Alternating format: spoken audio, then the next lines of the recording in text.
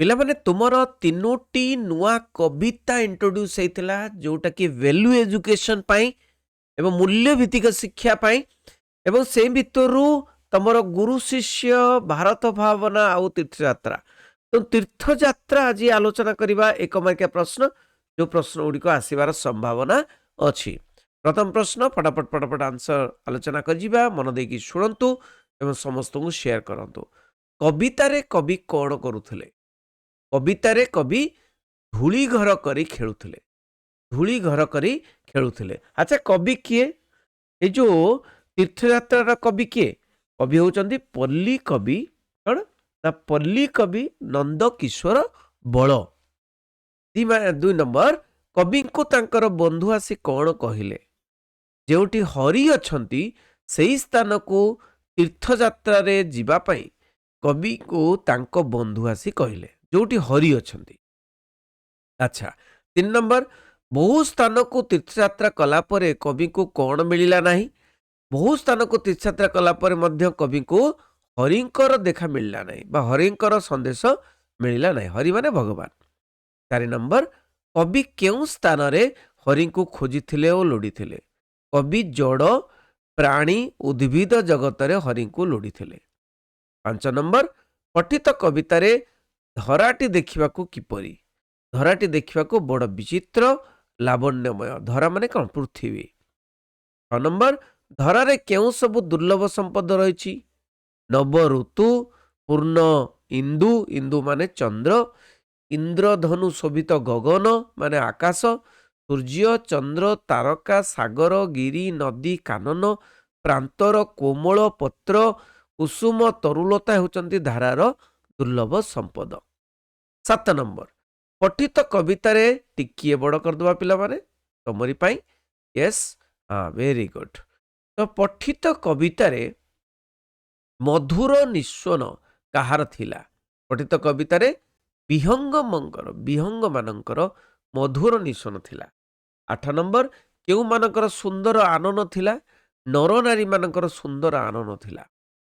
9 number कहार निस्वन मधुर? विहंग मंकर निस्वन मधुर। 10 number कवितारे कवि कहार अतीत कहानी खोजिथिले? कवि अबनीर अतीत कहानी खोजिथिले। कहार?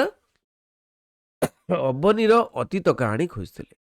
11 नंबर कवि कहार उपदेश बाणी खोजी खोजी निराश होइथिले? ज्ञानी कविंक उपदेश बाणी खोजी खोजी कवि निराश हेले। प्राणर आश्रय न पाई मन कौन हैला? ना प्राणर आश्रय न पाई मन पाप पंकमय हैला। 13 नंबर कविंक प्राण काहींकी अतृप्त हैला? कहार आह्वान न शुणी कविंक प्राण अतृप्त हैला। कवि अंतर को चाही कौन देखिले? कवि अंतर को चाही देखिले जे अंधकार छड़ा आउ किछि नाही। नैराश्य रे कविंकर प्राण कौन हैला?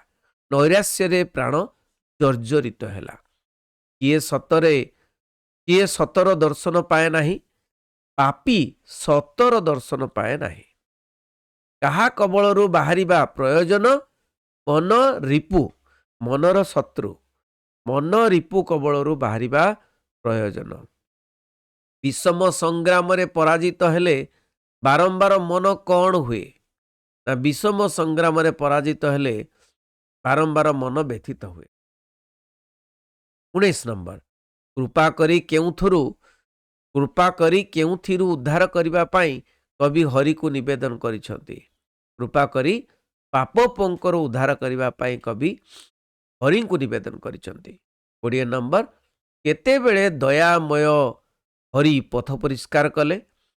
गर्व भावना अहंकार मन विनाश नहेबा परे दयामय हरि पथ परिष्कार कले। प्राण रे किए विराजुछंती? प्राण मध्य हरि विराजुछंती। बहुत इंपोर्टेंट कथा पिला माने प्राण भितर माने आमे जो निश्वास प्रश्वास नौचे से प्राण मध्य से प्राण को लेकिन प्राणी कह जाए से प्राण मध्य हरि विराजुछंती। हरि हृदय किपरि विराजुछंती? पंकरे पद्म परी हरि हृदय विराजुछंती। अनंत सारा सृष्टि को कौन करिसंती? अनंत सारा सृष्टि को संजीवती करी रखिसंती। ସଞ୍ଜୀବିତ କରି ରଖିଛନ୍ତି। ଲୀଳାମୟ ପ୍ରଭୁ ନିଜ ରୂପକୁ କ'ଣ କରିନିଅନ୍ତି? ଲୀଳାମୟ ପ୍ରଭୁ ନିଜ ରୂପକୁ ସମ୍ବରଣ କରିନିଅନ୍ତି। ଲୀଳାମୟ ହରି କେଉଁଠି ଅଛନ୍ତି? ଲୀଳାମୟ ହରି ପାଖରେ ଅଛନ୍ତି, ନିଜ ଅଭ୍ୟନ୍ତରରେ ଅଛନ୍ତି, ନିଜ ଭିତରେ ଅଛନ୍ତି, ନିଜ ପ୍ରାଣରେ ଅଛନ୍ତି। ଭୃଙ୍ଗ ପ୍ରମୋଦ ଉଦ୍ୟାନରେ ମତ୍ତ ହୁଏ କାହିଁକି? ଭୃଙ୍ଗ ପ୍ରମୋଦ ଉଦ୍ୟାନରେ ମଧୁଗନ୍ଧରେ ମତ୍ତ ହୁଏ। ହରିଙ୍କ ପାଇଁ ହୃଦୟ କ'ଣ ହୁଏ? ହରିଙ୍କ ପାଇଁ ହୃଦୟ ଅଥୟ ହୁଏ। ସଂସାର ବିଷପାନରେ ପ୍ରାଣ କ'ଣ ହୁଏ? ସଂସାର ବିଷପାନରେ ପ୍ରାଣ କଲବଲ ହୁଏ। ହରିଙ୍କର କେଉଁ ସ୍ୱାଦ ମିଳେ? ହରିଙ୍କର ଦିବ୍ୟ ସୁଧା ସ୍ୱାଦ ମିଳେ। ମଧୁସ୍ୱାଦ ପାଇଲେ କ'ଣ ହୁଏ? ସମସ୍ତ ଦୁଃଖ ଓ ବିଷାଦ ଭୁଲି ହୋଇଯାଏ। ହରି କେଉଁଠି ଲୀଳା କରୁଛନ୍ତି? ହରି ଜୀବ ଆତ୍ମା ସହିତ ଲୀଳା କରୁଛନ୍ତି। କବି ହରିନାମ ଧରି କେଉଁ ସ୍ଥାନକୁ ବାହାରିଛନ୍ତି? ହରିନାମ ଧରି କବି ଜଗନ୍ନାଥ ଧାମ ବାହାରିଛନ୍ତି। 33 ନମ୍ବର, କବି ଧର୍ମ ବଡ଼ଦାଣ୍ଡରେ କ'ଣ ସାଉଁଟୁଛନ୍ତି? କବି ଧର୍ମ ବଡ଼ଦାଣ୍ଡରେ ନିର୍ମାଲ୍ୟ କଣିକା ସାଉଁଟୁଛନ୍ତି। କେଉଁଥିରେ ବାରଣ ନାହିଁ ବୋଲି କବି କହିଛନ୍ତି? ନିର୍ମାଲ୍ୟରେ ବାରଣ ନାହିଁ ବୋଲି କବି କହିଛନ୍ତି। ତୀର୍ଥଯାତ୍ରା କବିତାର କବି କିଏ?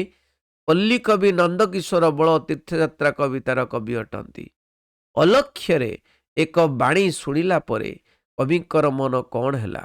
ଅଲକ୍ଷ୍ୟରେ ଏକ ବାଣୀ ଶୁଣିଲା ପରେ କବିଙ୍କ ମନରେ ଥିବା ସଂଶୟ ଦୂରୀଭୂତ ହେଲା।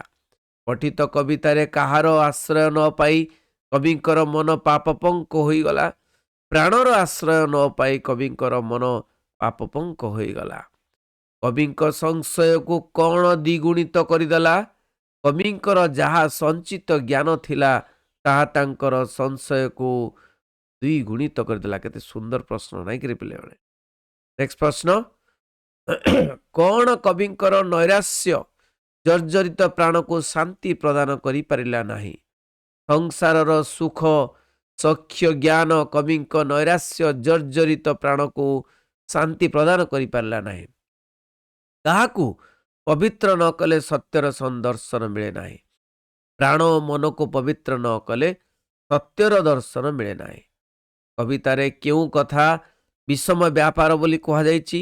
କବିତାରେ ମନ ରିପୁ ବା ମନର ଶତ୍ରୁ କବଳରୁ ବାହାରି ଆସିବା ବା ପରିତ୍ରାଣ ପାଇବା ବିଷମ ବ୍ୟାପାର ବୋଲି କୁହାଯାଇଛି।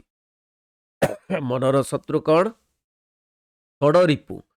ଷଡ଼ରିପୁ ନାଇଁ କି? କାମ, କ୍ରୋଧ, ଭୟ, ଲୋଭ, ମଦ, ମାତ୍ସର୍ଯ୍ୟ। ଆଚ୍ଛା, ପାପ ପଙ୍କରୁ ତାରିବା ପାଇଁ କବି କାହାକୁ ଆକୁଳ ନିବେଦନ କରିଛନ୍ତି? ପାପ ପଙ୍କରୁ ତାରିବା ପାଇଁ କବି ହରିଙ୍କୁ ଆକୁଳ ନିବେଦନ କରିଛନ୍ତି। କ'ଣ କରି କବି 5 ଦିନ ଜୀ ଯିବେ ବୋଲି ପାଞ୍ଚିଥିଲେ? ନୈରାଶ୍ୟ ଜର୍ଜରିତ କବି ବିଷ ପାନ କରି 5 ଦିନ ବଞ୍ଚିଯିବେ ବୋଲି ପାଞ୍ଚିଥିଲେ। କବିଙ୍କର ପାପ ରାଶିକୁ କିଏ ଧୌତ କରିଦେଇଥିଲେ? କବିଙ୍କର ପାପ ରାଶିକୁ ଜ୍ଞାନ, ପ୍ରେମ, ପୁଣ୍ୟ ରୂପୀ ହରି ଧୌତ କରିଦେଇଥିଲେ। 45 ନମ୍ବର, ଘର ଅରଣ୍ୟ କିପରି ଆନନ୍ଦମୟ ପରିବେଶ ସୃଷ୍ଟି କରିଥାଏ? ଘର ଅରଣ୍ୟରେ କୁସୁମ ପ୍ରସ୍ଫୁଟିତ ହୋଇ ଆନନ୍ଦମୟ ପରିବେଶ ସୃଷ୍ଟି କରିଥାଏ। ମଧୁଗନ୍ଧରେ ପ୍ରମତ୍ତ ଭ୍ରୂଣ କ'ଣ କରିଥାଏ? ମଧୁଗନ୍ଧରେ ପ୍ରମତ୍ତ ମାନେ ପାଗଳ ଭୃଙ୍ଗ ମାନେ ଭଁର ବିନା କାରଣରେ ଏଣେ ତେଣେ ଧାଇଁଥାଏ। 47 ନମ୍ବର, କବିଙ୍କ ପ୍ରାଣ କାହିଁକି ବ୍ୟାକୁଳ ହୋଇଛି? ପ୍ରଭୁଙ୍କର ଦର୍ଶନ ପାଇଁ କବିଙ୍କ ପ୍ରାଣ ବ୍ୟାକୁଳିତ ହୋଇଛି। କବି କେତେବେଳେ ସଂସାରର ଦୁଃଖ ଭୁଲି ଯାଆନ୍ତି? ପ୍ରଭୁଙ୍କ ଦିବ୍ୟ ସୁଧାର ସ୍ୱାଦ ଆସ୍ୱାଦନ କରି କବି ସଂସାରର ଦୁଃଖ ଭୁଲି ଯାଆନ୍ତି। ଧର୍ମ ବଡ଼ଦାଣ୍ଡରେ କ'ଣ ବିକା ହେଉଛି? ଧର୍ମ ବଡ଼ଦାଣ୍ଡରେ ନିର୍ମାଲ୍ୟ କଣିକା ବିକା ହେଉଛି। କ'ଣ ଆଦର ସହକାରେ ଗ୍ରହଣ କରିବା ପାଇଁ କବିତାରେ କୁହାଯାଇଛି? ଧର୍ମ ବଡ଼ଦାଣ୍ଡରେ ବିକାଯାଉଥିବା ନିର୍ମାଲ୍ୟ କଣିକା ଆଦର ସହକାରେ ଗ୍ରହଣ କରିବା ପାଇଁ କବିତାରେ କୁହାଯାଇଛି। ବଡ଼ କଥା ହେଲା, ଏ କବିତାରେ କବି ଖୋଜିଛନ୍ତି ହରିଙ୍କୁ ଜାଗେ ଜାଗେ ଖୋଜିଛନ୍ତି, ପୁରା ପୃଥିବୀରେ ଖୋଜିଛନ୍ତି। ଏଇ ଯେଉଁ ପୃଥିବୀ ମା ସେଥିରେ ଖୋଜିଛନ୍ତି। ନଦୀ, ନାଳ, ଝରଣା, ଗଛ, ଲତା, ତାପରେ ପାହାଡ଼ ସବୁଆଡ଼େ ବୁଲିଛନ୍ତି ଏବଂ ହରିର ଦେଖା ପାଇନାହାନ୍ତି।